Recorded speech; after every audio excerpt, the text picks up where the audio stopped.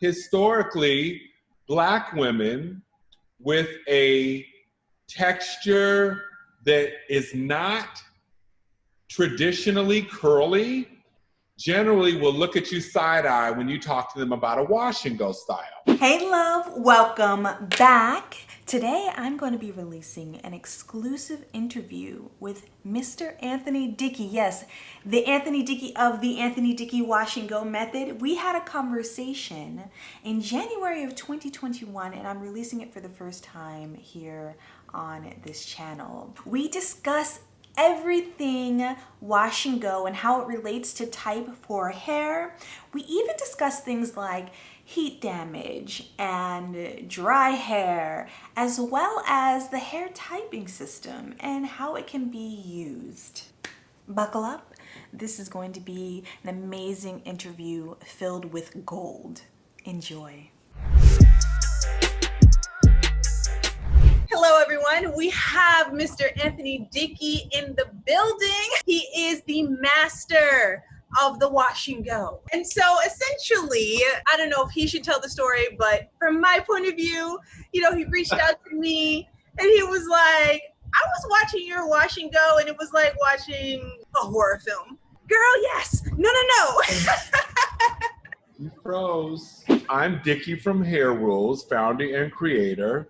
Was revealed to me a few years ago that there's this thing called the Anthony Dickey method, which is the worst name ever to call a method. But I went with it because I was flattered that there was at least that much passion behind why I was so adamant on why wash and goes were important. And it's not all I do. It's just an important part of anybody's natural hair journey who has historically been either told that their hair texture was bad, unkept, unclean, unprofessional, on anything, on top of the fact that we run the risk of getting into that very delicate or dangerous conversation about good hair and bad hair when you're talking to a 4C about curly hair. That's not to say that her coils and her kinks are any less beautiful, but historically, Black women with a texture that is not traditionally curly generally will look at you side-eye when you talk to them about a wash and go style.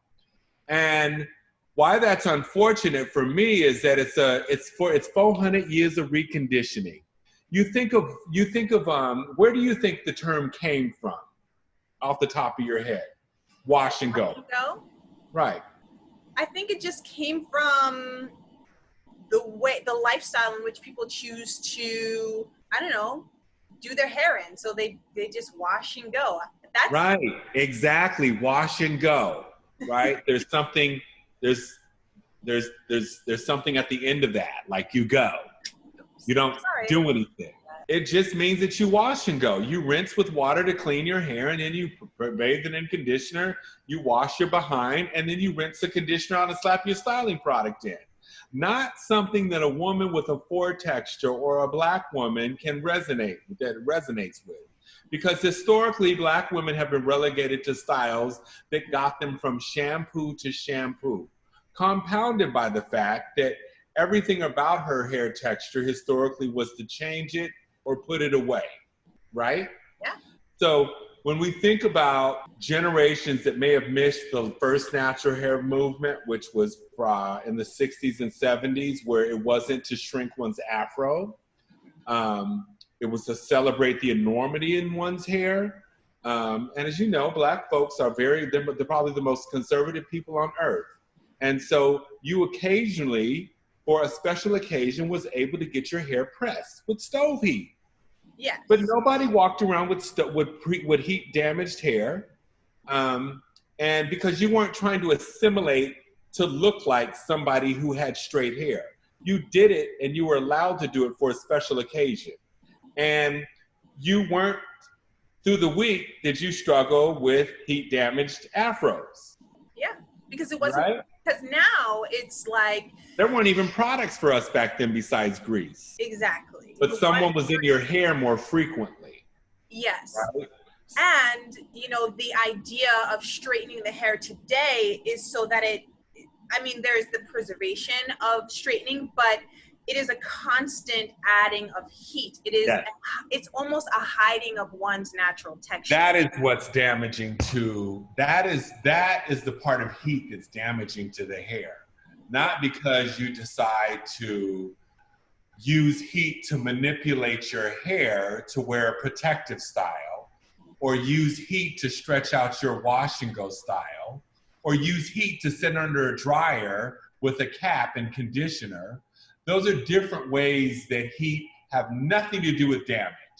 But oftentimes women are associating heat damage with what they've read on the internet, that they are bringing over old ideals, or say they haven't figured out their natural hair journey. Their hair is dry as hell. They go to sneak off and want to get it straightened. Well, 9 times, and that's fine, because you should want to change your hair.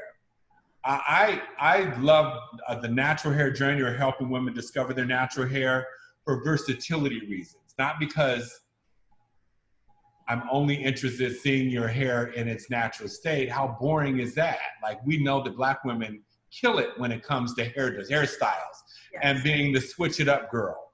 And my goal is to have women be able to become the switch it up girl, and not wearing a hairstyle because they're forced to, or because they've lost their edges, or because their natural texture's jacked up.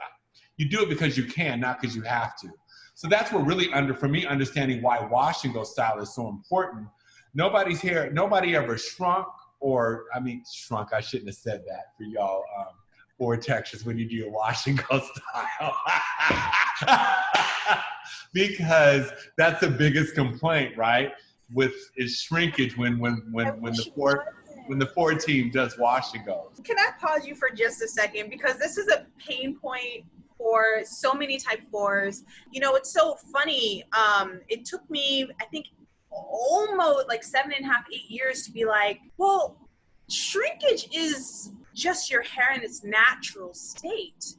And I feel with a wash and go, when you're wearing your hair in that state, in its very natural state, I feel like there's a lot of rebuttal, a lot of negativity around that look as well. Yeah, that's, for me, is the 400 years of reconditioning. I always say the consumer, Black women, when it comes to natural hair, are much smarter than the professional. They've had horrible things said of them by professionals. And things that they've just read about their hair texture. But innately in the back of her head, she still is like, my shit is still good. I'm still tight. My shit is still good. I'm still good. I still want to be team natural. And it's changing how you see yourself, first of all. And if you've been wearing your hair in a straight style or relaxed for 30, 40 years of your life, then transitioning your natural hair journey is going to be certainly something that you're going to have to, experience. And first seeing yourself outside of straight hair and seeing your natural 4 texture, whether it's in a wash and go style or a twist style, that's just something you're going to have to deal with on your own. But understanding your hair texture and having someone introduce you to it is far more powerful than you not knowing what to do with it and looking at yourself side-eye. Like, is this really the way I'm supposed to walk out the house today? And that's psychologically not how you should see yourself.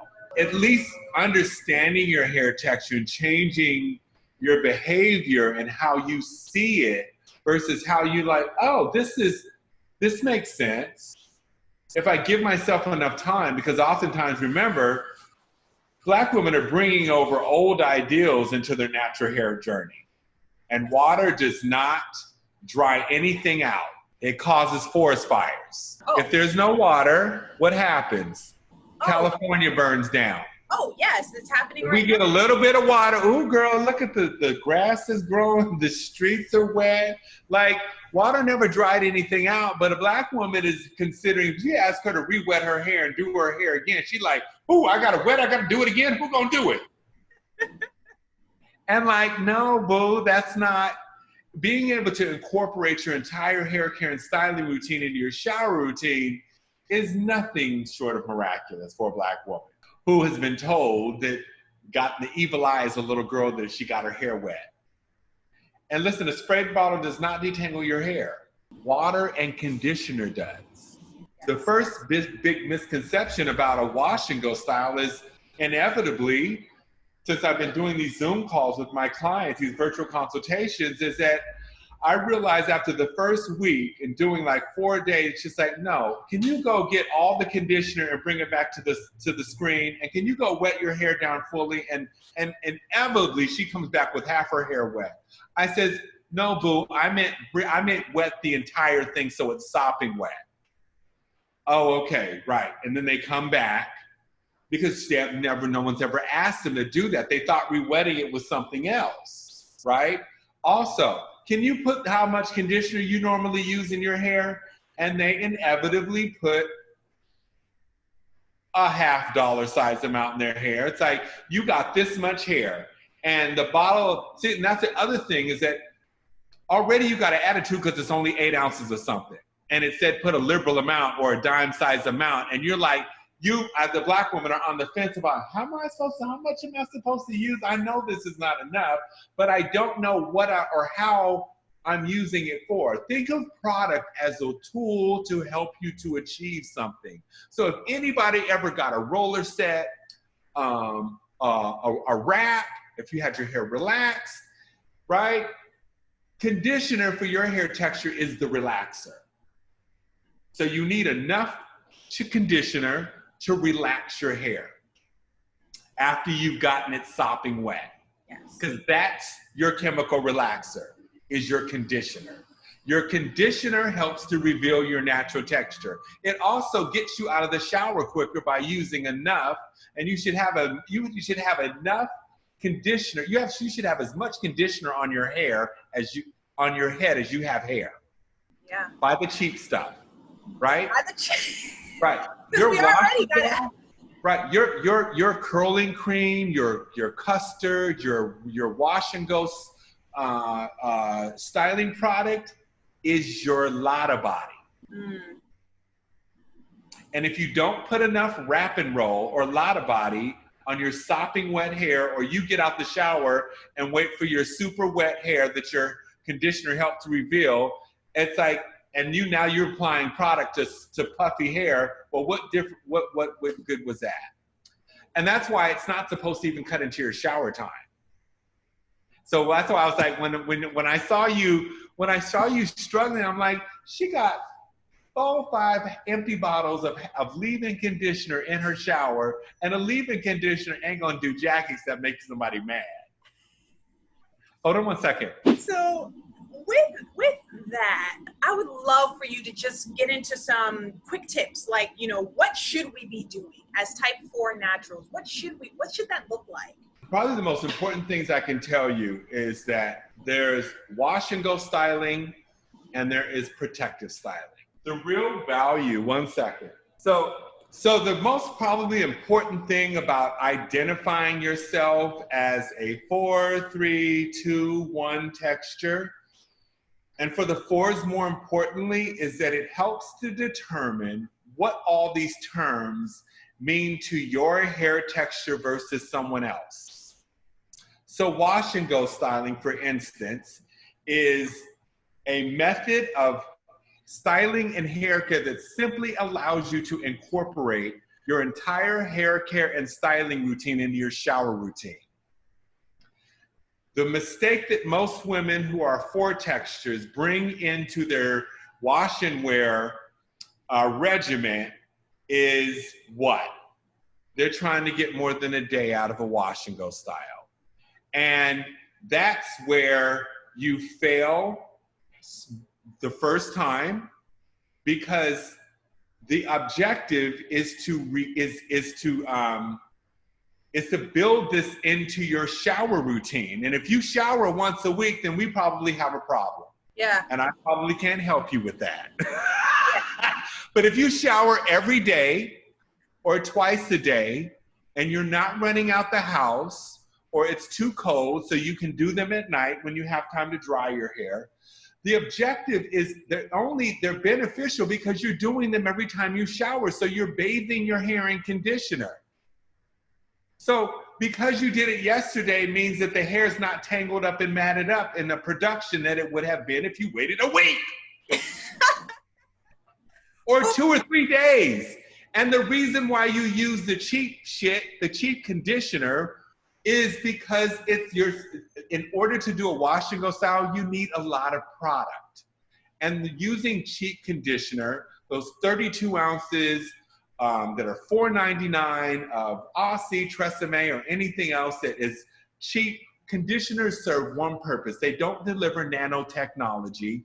Anybody who says that they left something on for too long and it was too much protein and dried their hair out is not accurately telling you the entire story, because conditioners really don't have the type of protein that does jack for your hair. Conditioners serve one purpose. Go start a product line and go to a lab and tell them that you want this to do out of a conditioner. And they'll tell you, well, you can say that, but it's only gonna do this. All conditioners do is what? They soften and lubricate each strand. And I don't care if you bought a $90 bottle of conditioner and it said it did all these things and it didn't leave your hair soft, you probably didn't use it again. You know, that's all they do. It rinses out of your hair as well. So, exactly, and it should leave some sort of slip in your hair. Yes. Leave-in conditioners do not replace rinse-out conditioners. They're in addition to. Right. A leave-in conditioner is like putting moisturizer on before you put your makeup on. Correct. Nothing else. They're also good for protective styles. Again, back to the wash and go so we don't go too far off. Wash and go styles are something that you need to do daily, right? You can get more days out of a wash and go style if you have a texture that likes to frizz up, which is where the really term came from, right? White girls or Latin girls, you've seen your entire life outside with wet curly hair. None of them have bronchitis and pneumonia. I'm not suggesting that you go outside with wet curly hair in cold weather.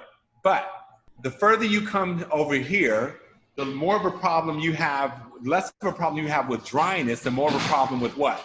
Shrinkage, dryness, definition, and elongation. So wash and go styling reverses all of that. I see. It's the daily repetitiveness of wash and go style that turns your hair around. Yes. And you don't get shrinkage. You're using enough water and conditioner to help eliminate shrinkage, and applying your styling product, which is nothing more than your setting lotion, and you should use enough to help make the hair hang. You see what I'm saying? And then you dry it, and then your drying time is up to you. I don't know. That's up to you. You can towel dry it. You can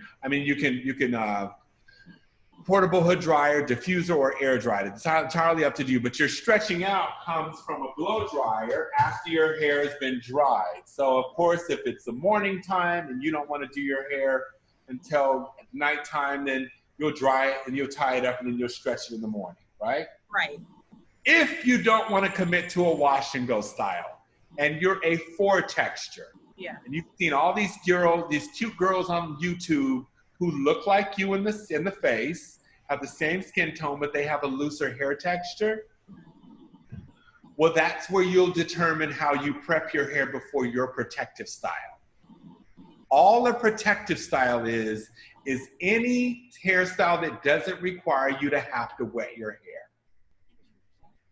for 1 week to 3 to 4 weeks. And so for every hour that you spend on your hair should get you a week.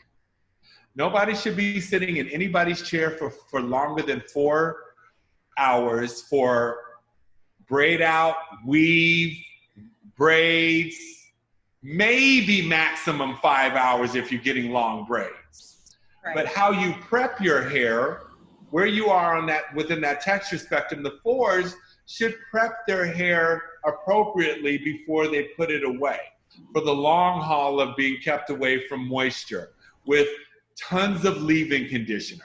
Yes. A golf ball size amount of leave-in conditioner. Why? Because she has the most shrinkage, right? She has all this shrinkage, so she's gonna bathe the hair in leave-in conditioner after her big shampoo, use all her favorite oils, use a blow dryer with a comb attachment, and gently detangle the hair and let the heat from the blow dryer blow all that leave-in conditioner and oil into the hair. Now she can start her twist out, braid out, or any pattern that she wanted to do.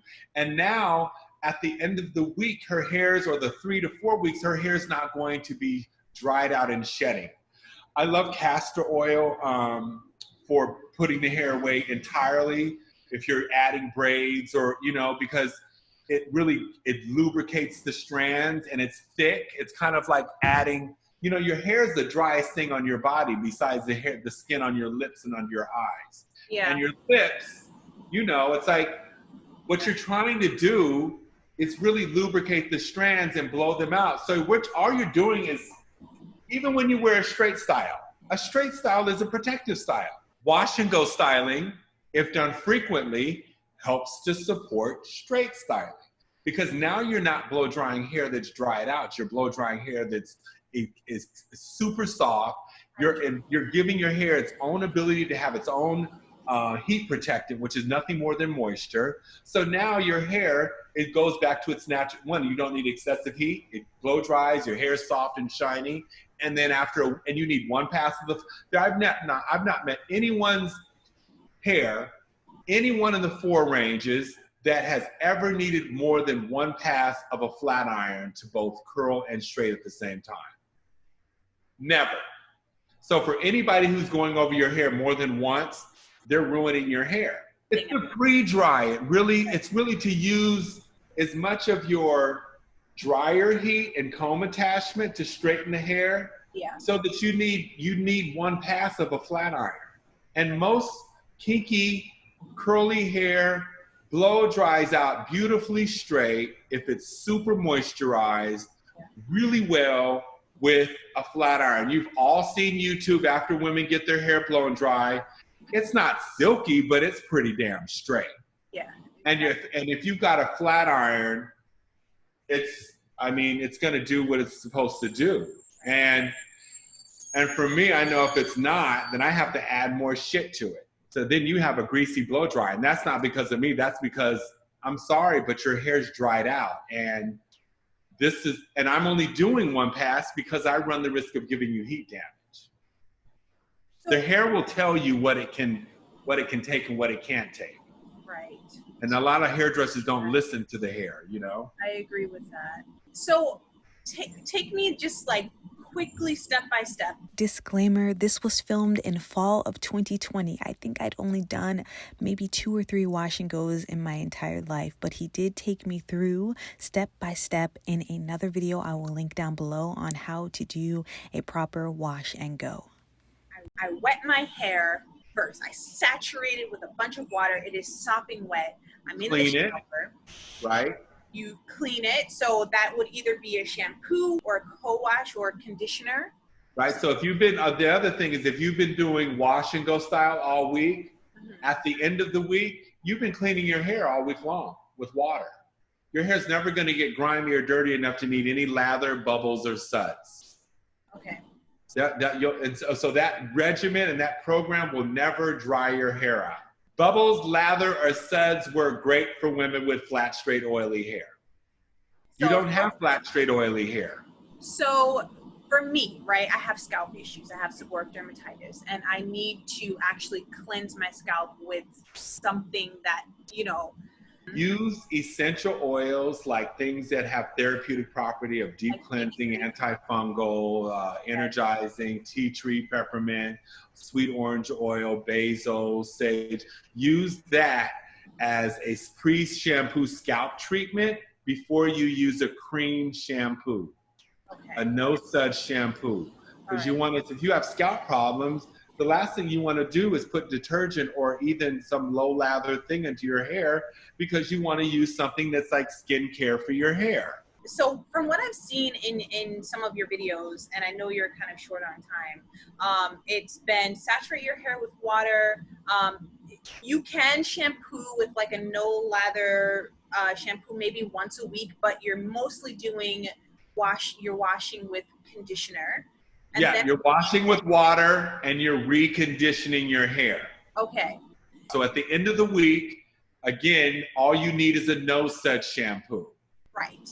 And so after you're done adding your conditioner, rinsing your conditioner, it's leave-in. Do you have a preference? I don't think that for me, it's cutting the steps in half. If you're rinsing your hair to clean it, you've got enough weight and water in the hair. If you're using enough conditioner in your hair, then that's elongating your hair.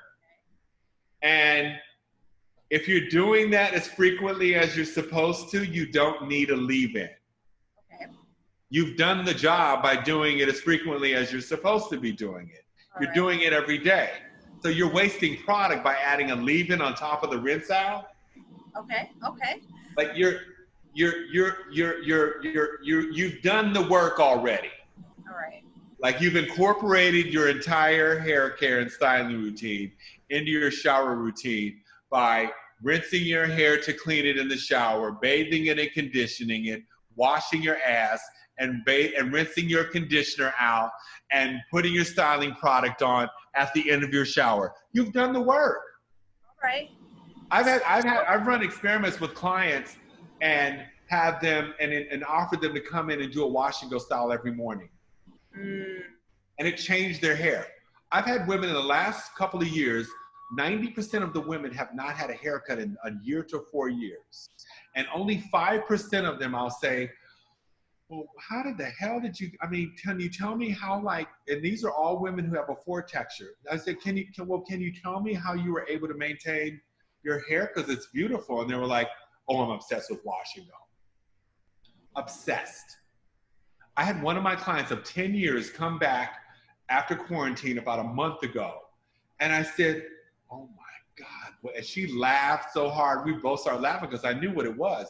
After 10 years, she finally admitted that she hadn't been doing wash and go styles. And during quarantine, she was like, I'm just gonna go. I'm gonna do it every day. And she did it every day. And it changed her texture. It was noticeably different. It felt different. It had more pliability to it. It was looser. I've had women you've seen these women who say, ooh, girl, no, I didn't do wash and go style because it made my hair harsher. It made my hair soft and mushy. Really? Oh, now that your hair is soft and pliable, now it's even mushy. It ain't no good no more. Before it was hard and dry, wouldn't do anything, but now, I mean, you can't win. Like, soft hair doesn't break. Dry hair turns to brittle hair, and brittle hair breaks.